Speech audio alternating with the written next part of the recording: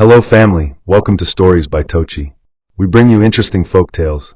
Please subscribe and drop a like for us. This generosity would go a long way for us. Also share to family and friends. And please turn on post notification to stay tuned for more. Thank you as you do so. Now let's get into the story. The town of Uboro woke like it always did, softly, with chickens crowing in the distance and mothers sweeping their compounds as the morning mist curled around their ankles. The town wasn't famous or rich, but it had a soul. The kind of soul that made you feel safe, like you were wrapped inside a story older than yourself. In this town lived Jacob Okoro, a man with hands worn from years of shaping wood into things people called beautiful. His workshop stood under an old pawpaw tree that bore fruit all year round, as though heaven had placed it there just for him. He made chairs, beds, tables, and in some ways he also made peace. People trusted Jacob. He laughed easily, listened more than he spoke, and when he walked through the narrow, red-dust streets, children shouted his name as if he were some kind of local legend. But of all his accomplishments, the one people talked about most was his marriage. Jacob was married to Martha, a quiet schoolteacher whose presence calmed even the loudest room. Together, they had a son, a small boy named Tobe with restless eyes and a curious mouth. Their home wasn't perfect, but it was sincere. It smelled of home-cooked meals, chalk dust, and love folded in small, unspoken gestures. They didn't have much, certainly not compared to others, but what they had, they made sacred. The kind of love that doesn't shout or boast. The kind of love that tucks in your shirt collar before church and waits outside the clinic for test results in silence. The kind that grows without needing to be seen. Martha, by all accounts, was not a woman of flashy beauty. She wore her hair in neat cornrows and spoke in a tone soft enough to calm a barking dog. But she had something more dangerous than beauty. She had depth. The kind of depth that made a man look inward and ask himself who he was when no one else was watching. She would wake before dawn, prepare her lesson notes, iron Jacob's clothes, and pack lunch for their son. There was no audience for her care. No loud thank yous. And yet she carried out her duties as if the entire balance of the earth depended on them. People often wondered how a woman so reserved could win the heart of someone like Jacob, a man born with ease in his smile and charm stitched into the way he said good morning. But the truth was, Martha was the still water that kept Jacob grounded. She didn't need to shine to be seen. And Jacob, though sometimes foolish, knew that. Or at least he used to. For years, their routine was a melody, soft and predictable. Jacob would return from his workshop with sawdust in his beard, and Martha would be waiting, not with dramatics, but with warm water and a listening ear. Even their disagreements felt rehearsed, as if they both knew how far not to go. But time is a clever thief. It steals not just your hours, but your hunger too. And slowly, without even realizing it, Jacob began to forget the value of silence, of loyalty, of things that don't sparkle but stay. It began like most endings do, quietly, with a glance held too long, a laugh that lingered beyond the joke, a thank you that was not entirely innocent. Her name was Linda, and she came to Uboro from Port Harcourt, though no one knew exactly why. She was a tailor by trade, but it wasn't the clothes she made that caught people's attention. It was how she wore hers. With heels that clicked like punctuation marks and dresses that hugged her like secrets, Linda was not the type Uboro was used to. And Jacob, for all his discipline, noticed. He noticed the way she tilted her head when she listened, the way she said his name like it was a soft confession. At first, he convinced himself it was nothing. A man could admire beauty, couldn't he? But soon, admiration bled into something heavier. He found himself walking the long way home, just to pass by her shop. He offered to fix her broken stool for free. He brought her pineapples from the market, said he had bought too many. Each action was small, insignificant on its own. But water doesn't have to rush to wear down stone. It just needs to be steady. Martha noticed. Not with screaming or confrontation, but with stillness. The kind of stillness that makes your skin crawl. She began to speak less at dinner. She asked fewer questions. She started to look at Jacob the way people look at old photographs, trying to remember what they once saw in them. But Jacob, lost in a fog of temptation, mistook her silence for acceptance. He told himself she was too simple to suspect, too trusting, too slow to anger. And so he kept going. One visit turned into two into five. And before long, he was spending more time outside his home than inside it. Linda fed his ego in a way Martha never had. She called him my king, touched his arm when she spoke, and made him feel like the world still saw him as something desirable. It didn't matter that her compliments were rehearsed or that her stories never added up. Jacob, like many men before him, chose the sweet lie over the bitter truth. He was falling, slowly but surely, and with every step deeper into Linda's web, he carried pieces of his marriage like breadcrumbs he would never find his way back through. Linda's pregnancy came like a whisper in the wind, but its consequences roared like thunder in the heart of Jacob's already unstable life. She told him one evening after a light rainfall, while he was sitting in her shop pretending to fix a table leg he had no real intention of completing. She didn't fumble or cry. She didn't even blink when she said, "Jacob, I've missed my period. Twice." He looked up at her, mouth slightly ajar, fingers frozen mid-turn on the screwdriver. For a second, time stood still. The silence between them expanded, until it felt like the tiny space they occupied was suffocating them. Jacob stared at her like she had just uttered a sentence in a language he wasn't taught, blinking, waiting for her to laugh, to say she was joking. But the joke never came. Linda simply folded her arms, leaned against the table, and watched him spiral. She knew what it meant. He knew it too. This was no longer a game. No longer stolen kisses under mango trees or hurried whispers in alleys. This was real. And real came with consequences. Jacob's mind became a river of fears. Martha, Tob, the people of Uboro, his aging mother in Benin City. How would he explain this? How could he keep this buried? But the truth was that seeds planted in darkness always found their way to the light. Linda, of course, had no intention of hiding. She was not a woman made for corners. She had waited for this. It was her lever, her weapon, her invitation into the life Jacob had refused to give her freely. She didn't demand marriage yet. But her silence held the weight of expectations, and her eyes never left him whenever someone mentioned Martha's name. Jacob did not sleep that night. He lay next to Martha, pretending to be wrapped in dreams, but his mind was like a broken radio, every thought louder than the last. Martha, sensing the shift in his spirit, turned toward him slowly, her voice low and drowsy. "You're not yourself these days," she murmured. He grunted in response, then turned his back to her like the coward he was slowly becoming. He wanted to confess, to unburden himself, to throw himself at her feet and beg her to forgive the storm that was coming, but his mouth remained shut. In his mind, he began crafting excuses. Maybe Linda was wrong, maybe it wasn't his child, maybe no one had to know. But deep down, he knew better. His sin was growing inside another woman, and it would soon announce itself with the force of thunder. In the following weeks, his behavior became increasingly erratic. He started snapping at small things. Salt missing from the stew, Tob's shoes left in the doorway, Martha's questions about money. He began coming home later than usual, offering flimsy explanations that even a child could poke holes in. Martha didn't chase him with suspicion. She watched him, the way one watches a candle burn too fast. She spoke less, smiled even less. And in those silences, Jacob began to feel exposed. The walls of their home, once filled with the aroma of groundnut soup and early morning laughter, became tight, unfamiliar. He began to dread coming home. He began to dread seeing the consequences of his own choices reflected in Martha's patient, sorrowful eyes. It was in that tension, in the weight of unspoken words, that his world quietly began to crumble. It wasn't long before the rumors started crawling out of corners like lizards after rain. Whispers carried across market stalls, between church pews, and beneath the open windows of passing buses. Linda is pregnant, and it's Jacob's. It started with sly glances and unfinished sentences.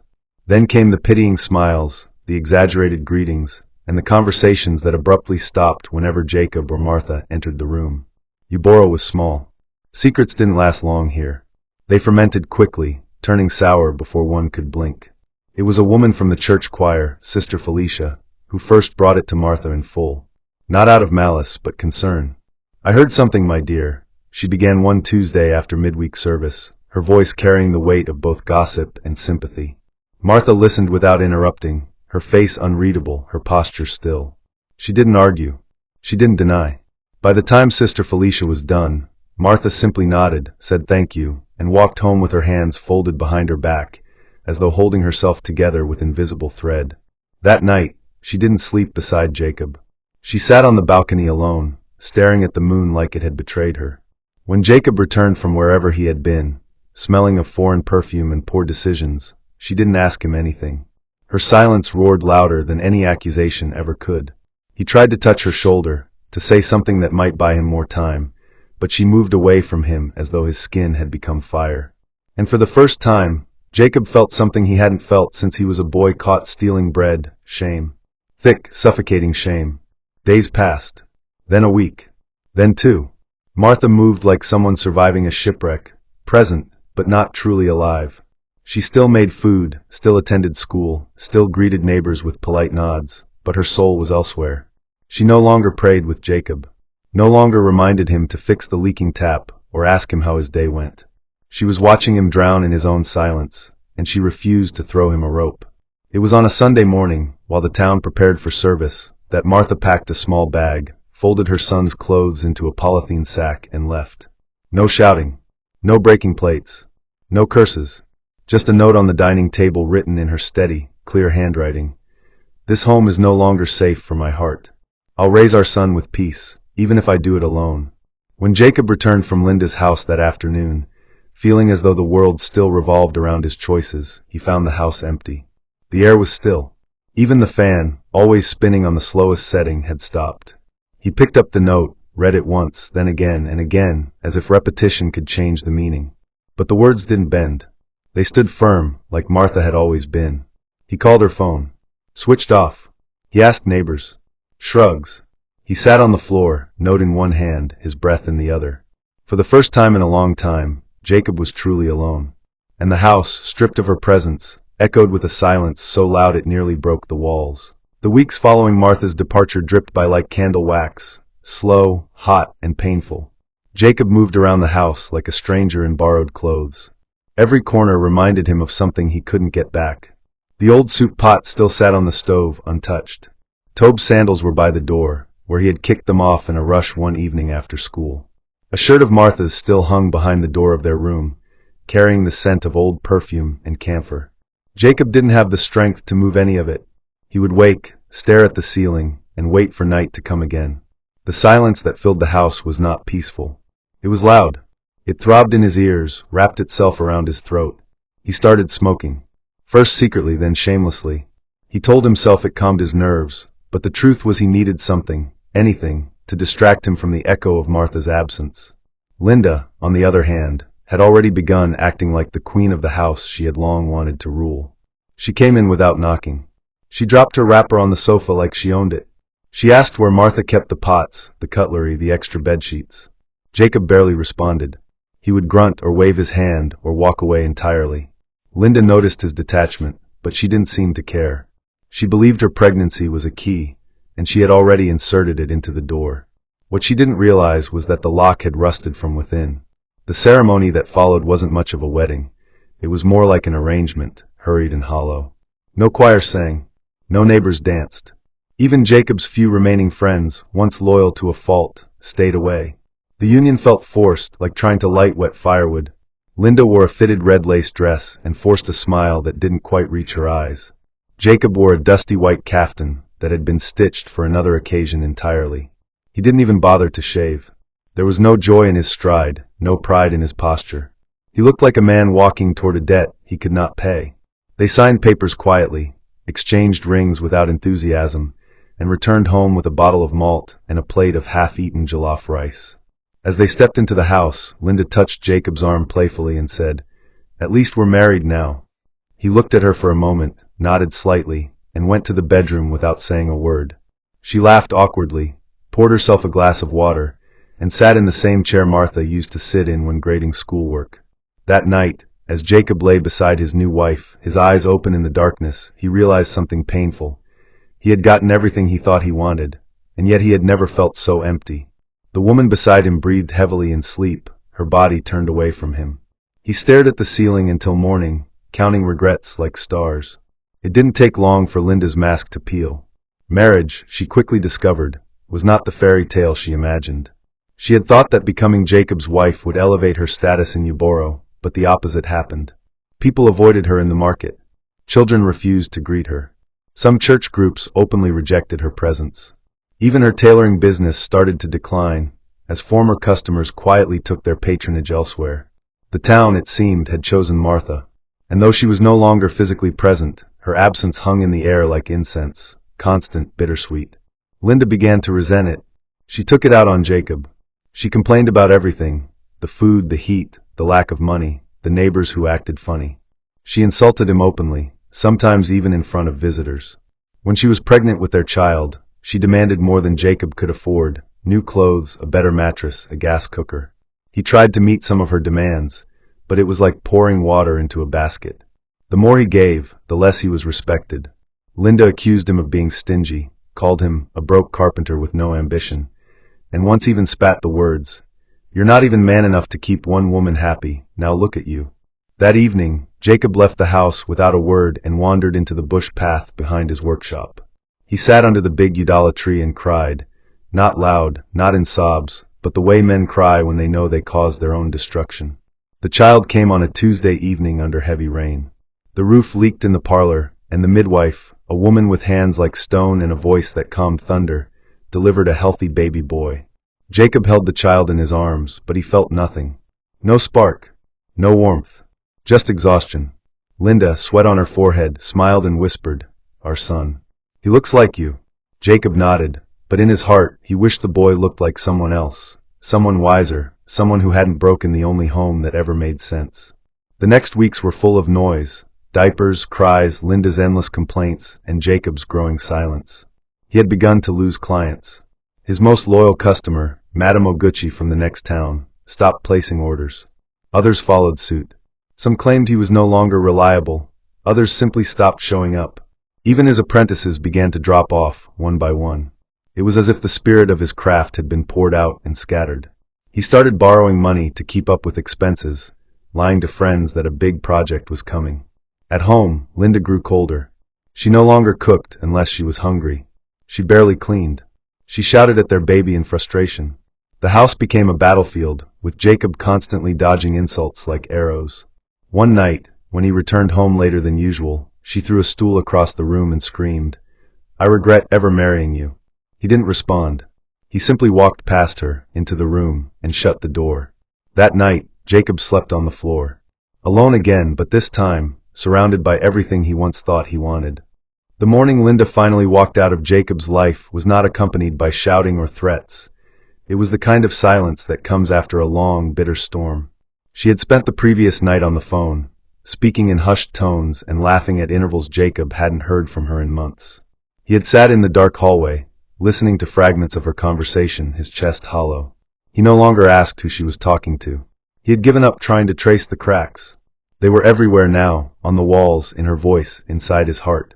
The next day, while Jacob was out at his nearly deserted workshop, trying to finish a table that no one had ordered, Linda packed 2 Gonna-must-go bags, bundled their child on her back, and left the compound without informing a soul. The gate was left slightly ajar. On the center table, she left only a short note in red pen. "I thought this would be different. I found my peace elsewhere. Don't come looking." No name. No apology. No goodbye. When Jacob returned that evening, he knew before stepping inside. There was a strange emptiness in the air, too complete to ignore. He called her name 3 times, not expecting a reply. He walked into the bedroom and found the wardrobe door swinging open, half the clothes gone. On the baby's mattress, a pacifier lay abandoned like a forgotten promise. Jacob stood there for several minutes, unmoving. No anger, no sadness, just a stillness that felt like drowning in slow motion. He didn't tell anyone she had gone. Not his neighbors. Not the few clients who still occasionally called to ask for minor repairs. He simply shrank into himself, moving from day to night like a man who had outlived his usefulness. His shop remained open, but only in name. The tools were dusty. The bench was stiff. The pawpaw tree, once ripe and generous, no longer bore fruit. There were days he sat under its shade for hours, staring at nothing, chewing cola nut with cracked lips, waiting for something to happen, anything. But nothing did. Occasionally, he would hear whispers from passers-by, people talking about Linda's new life in Wari. Rumor had it she was staying with a younger man, a spare parts dealer who wore flashy clothes and drove a second-hand Camry. Some said she had changed her number. Others said she never really loved Jacob to begin with, that she only needed a footstool to climb the ladder. Jacob said nothing. He would listen quietly, nod if addressed, and return to his thoughts. The baby's photo still hung on the wall in the parlor, right next to the one of Tobe, taken when he turned 4. On lonely nights, Jacob would light a candle, sit in front of both photos, and speak to them as though they were real people. He would apologize, confess, laugh bitterly, even ask questions he knew no one would answer. He had no one left. No wife. No children. No home in the true sense of the word. Just four walls and the taste of regrets that had settled permanently on his tongue. What disturbed him most was not Linda's betrayal. He had seen that coming long before she left. It was the memory of Martha. Her silence. Her departure. Her strength. These haunted him daily like shadows that moved even when the sun was gone. He often wondered where she was, how she was doing, if Tobe still remembered his face. He tried several times to track them down. Once, he asked a mutual friend from Awari to help him make inquiries. Another time, he paid a motorcyclist to check the nearby towns, Nsukka, Nui, and even Aguashioku, but no trace was found. It was as if she had disappeared into thin air. At night, her voice returned to him, clear and steady. He would hear her say things she never actually said, imagine conversations where she forgave him, or where he begged on his knees until she held his face in her hands again. But dawn always came, and with it, the cruel realization that dreams don't build bridges over broken homes. On one particularly lonely Sunday, Jacob went to church for the first time in months. The congregation was thinner, and he could feel the weight of their glances on his back as he walked in. The sermon was about mercy, but the words bounced off his chest like stones.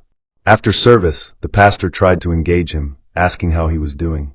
Jacob simply smiled and said, "God is still teaching me something."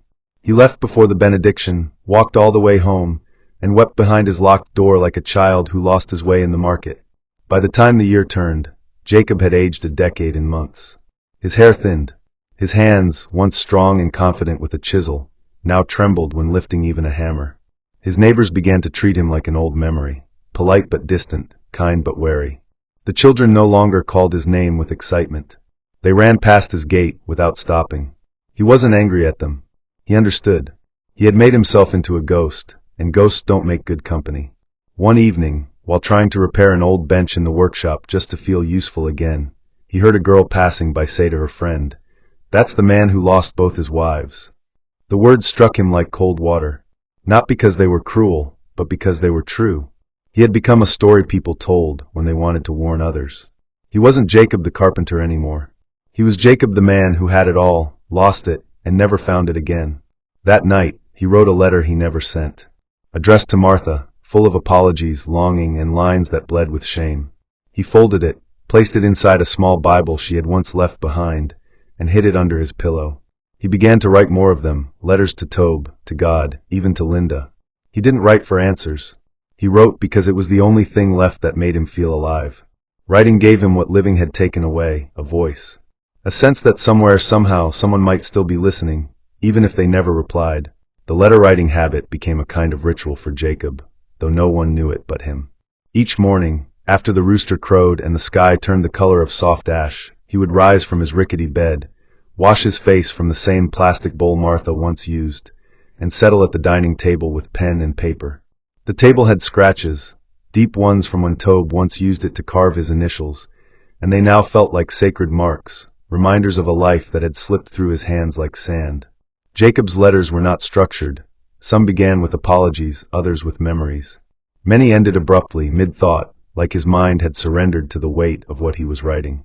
There were pages where he spoke to Martha as if she was seated across from him, tea in hand, eyes as soft as ever.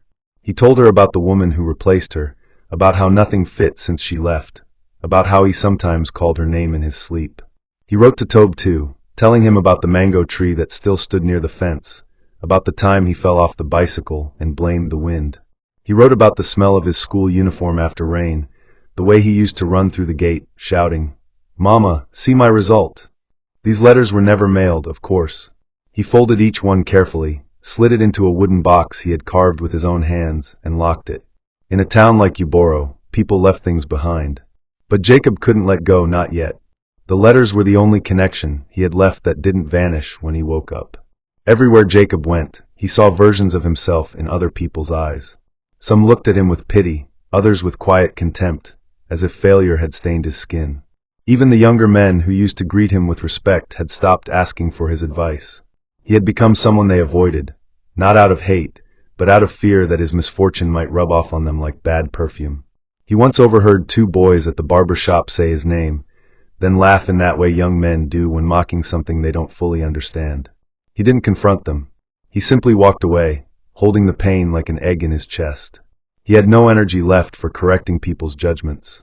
What he found more painful was not the disrespect, but the loneliness that came wrapped inside it. He missed being needed. He missed the noise of family, the chaotic beauty of shared space. Linda's betrayal no longer made him angry, it made him tired. He was no longer a man chasing revenge or closure. He just wanted to feel warm again. The nights were the hardest. Not just because of the quiet, but because of the memories that waited in the corners. He would often wake up, startled, thinking he heard Tobe's footsteps in the hallway, or Martha calling his name from the kitchen. The mind, it seemed, was determined to torture him with hope he hadn't asked for. Some nights he didn't sleep at all. He would sit on the veranda with a kerosene lantern, watching moths crash into the glass, and wonder where his son was at that exact moment. Was he growing into a man? Was he tall now? Did he still remember the lullaby Martha used to sing? One Tuesday morning, while walking through the mechanic village in search of sparewood planks, he ran into a man who said he saw Martha recently in Onitsha. The man, a distant acquaintance named Silas, claimed she was visiting her sick aunt in the Ugbor neighborhood. At first, Jacob thought it was a cruel joke. But Silas was not the joking type. He described her in precise detail. The way she tied her scarf, the little black mole on her jawline, the way she smiled politely without revealing too much. Jacob's breath caught in his throat. He didn't ask many questions. He just nodded, thanked Silas, and walked away in a daze. That same evening, without packing much, he took a bus to Onitsha, sitting by the window as the scenery blurred into rivers, trees, and forgotten villages. When he arrived, the city didn't welcome him warmly. It was loud, crowded, and indifferent. But he didn't care. He asked around, tracing stories like breadcrumbs. It took him 3 days, but he finally found the house, a small compound with peeling green paint and a wooden gate that creaked in protest. He stood outside, afraid to knock. Through the slightly open curtain, he caught a glimpse of her, Martha, thinner than he remembered, but with the same unshakable grace. She was helping an elderly woman sip water from a cup. Jacob's heart trembled. He stepped back. Something inside him felt both joy and punishment. He turned to the gatekeeper, an old woman frying akra near the entrance, and whispered, "Tell her Jacob came to see her." The woman looked at him, squinted, then replied, "She say she no one see anybody from her past." That was all. Nothing more. Jacob nodded, forced a smile, and walked away. The return journey to Yabaro was slow, heavy. Each turn of the tires felt like a reminder that some doors, once closed, don't open again. He didn't cry. Not on the bus. Not when he got home. He simply lay on his mat that night and stared at the ceiling, thinking of how strange life could be. He had once had everything, a family, a reputation, a name people spoke with pride. And now he was just a man with too many letters and no addresses.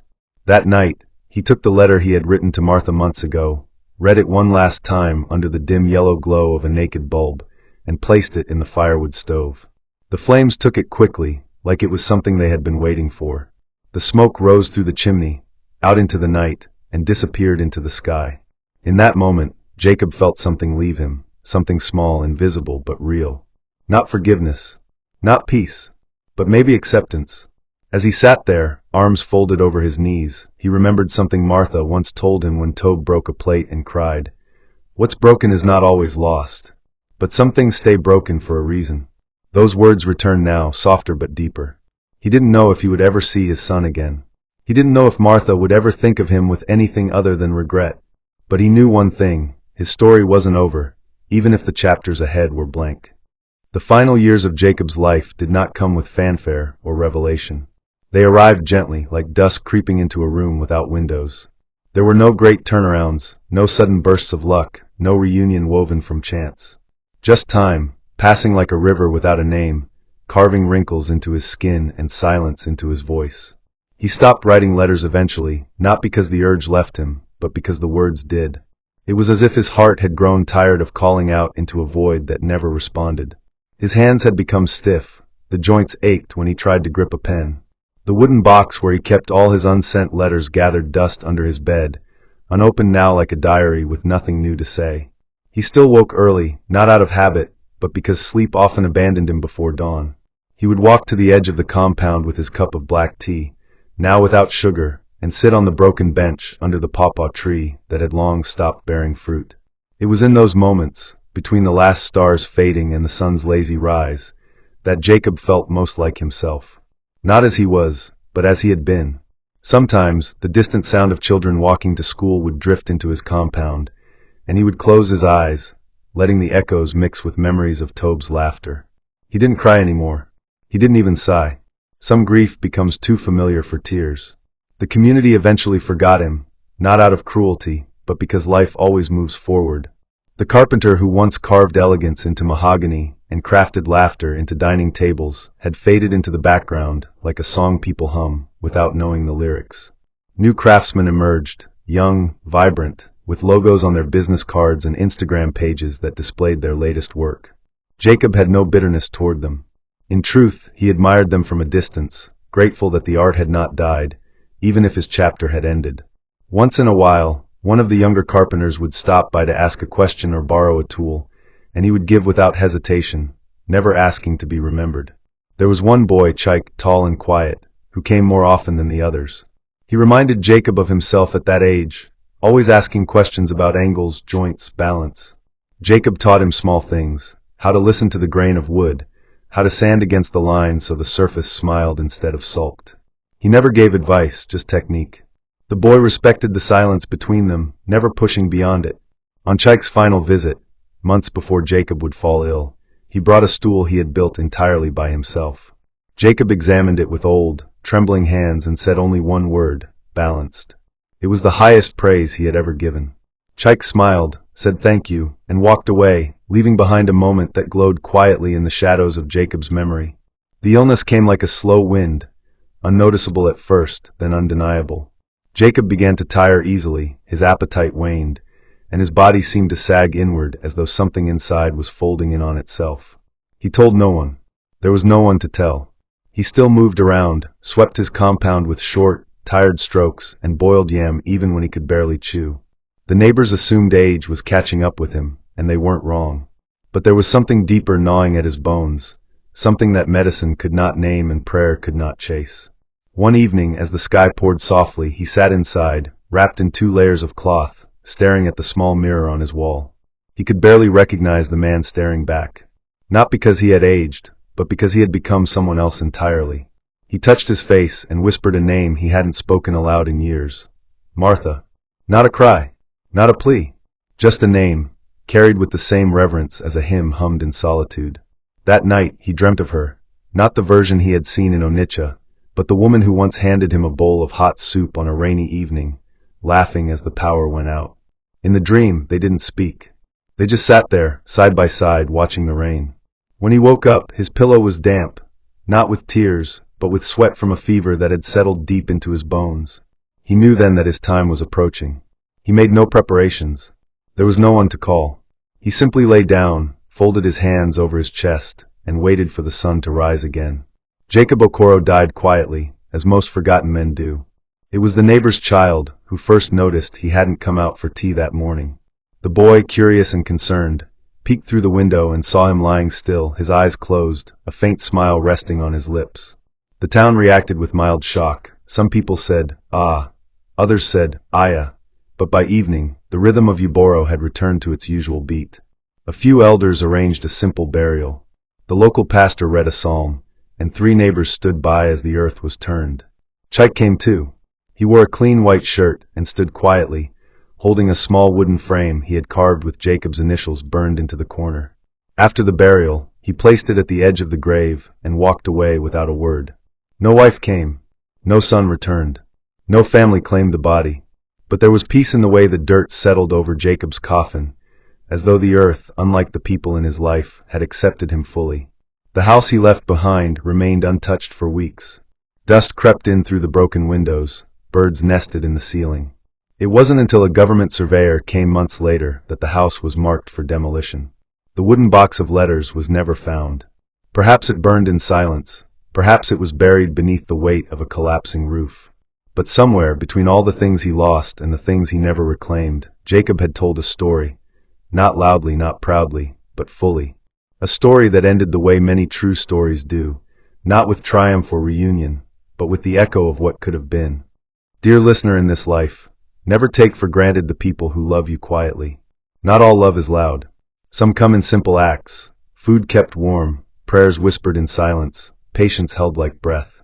When someone chooses to stay, even when they could have left, that's not ordinary. That's a gift. Value peace when you find it. Respect loyalty while it lasts. And remember, one reckless decision can shatter a lifetime of peace. Don't let pride drive you to build castles on broken foundations. Because sometimes, when you lose good people, the door they walk out from never opens again. Guard your home. Guard your heart. And above all, learn from Jacob, so your own story doesn't end in silence. Heavenly Father, for everyone listening right now, may your hand keep them from the kind of mistakes that bring lifelong regret.